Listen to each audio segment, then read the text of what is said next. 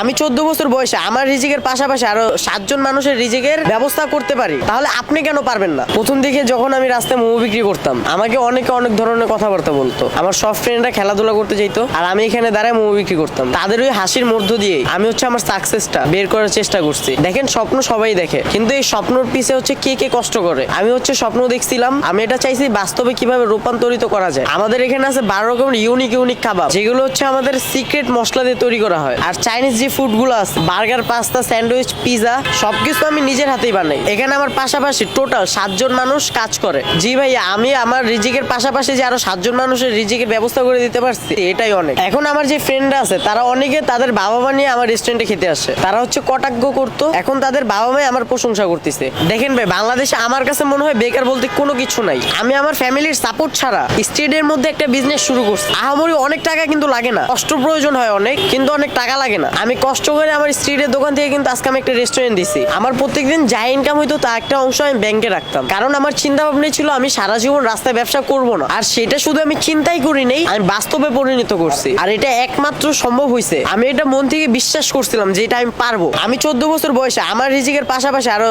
7 জন মানুষের রিজিকের ব্যবস্থা করতে পারি, তাহলে আপনি কেন পারবেন না? এই কোশ্চেনটা যখন সবাই নিজেকে নিজে করবে, ট্রাস্ট মি ভাইয়া, একটা বেকারও বাংলাদেশে থাকবে না। আমার জীবনটা কিন্তু অনেক সহজ ছিল না। সকাল 7টা বাজে ঘুম থেকে উঠতাম, প্রাইভেট পড়তে যাইতাম, 10টার সময় স্কুলে যেতাম। আমাদের স্কুল 4টার দিকে ছুটি দিত। 4টার সময় স্কুল ছুটি হওয়ার পর অনেক সময় দেখা যায় তো স্কুল ড্রেসটাও চেঞ্জ করার সময় পাচ্ছি না, তখন স্কুল ড্রেস পরে দৌড় দিতাম আমার দোকানের উদ্দেশ্যে।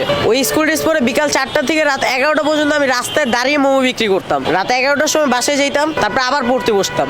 এমনও দিন গেছে রাতে 4 ঘন্টার বেশি ঘুমাইতে পারিনি। আর পরীক্ষার সময় তো রাতের ঘুম আমার হারামি হয়ে যেত, কিন্তু আমি কখনো কাউকে এটা বলার সুযোগ দিই নাই। আমি ব্যবসার জন্য আমার পড়াশোনা ছেড়ে দিছি। আপনি যে যাই করেন, পড়ালেখা ঠিক রেখা করেন। যেমন আমি আমার পড়ালেখা ঠিক রেখে আমি আমার ব্যবসা করছি। আমার ইচ্ছা ছিল হালাল টাকা উপার্জন করার, এই জন্য বেসিক্যালি আমি ব্যবসায় নামছি। আমার চাকরি করার ইচ্ছা কখনোই ছিল না। এই দেখেন, মানুষ কিন্তু বড় হয়ে পড়ালেখা শেষ করে ঘুষ দিয়ে চাকরিতে ঢোকে। নিজের ইচ্ছার বিরুদ্ধে আরেকজনকে ঘুষ দিয়ে কেন পাপ কামাই করবো? সো এই জন্য আমি চাকরি করতেই চাই নাই। আর এই জন্য আমার এই ব্যবসা। নিজে মালিক হয়, নিজের দোকানের প্লেট নিজে ধুইতে পারবেন, তখন আপনার ব্যবসা সফল হতে পারবে। দেখেন, আমার স্ট্রিট ফুডে যখন দোকান ছিল, তখন কিন্তু আমি কোনো কর্মচারী নেই নাই। আমি সম্পূর্ণ কাজ নিজেই করতাম। টুকটাক জিনিস আমার আম্মু আমার বাসা থেকে বানায় দিত, কিন্তু ম্যাক্সিমাম কাজ আমি আমার দোকানে নিজেই করতাম। আমি যদি আমার দোকানে একটা কর্মচারীও রাখতাম, তাহলে ওকে প্রতিদিন মিনিমাম 300 টাকা দেওয়া লাগতো, তাহলে মাসে 9000 টাকা দেওয়া লাগতো। 1 বছর যে আমি স্ট্রিটে দোকানদারি করছি, এক বছরে ওকে অলমোস্ট 96,000 টাকা দেওয়া লাগতো, 1 লাখ টাকার কাছাকাছি।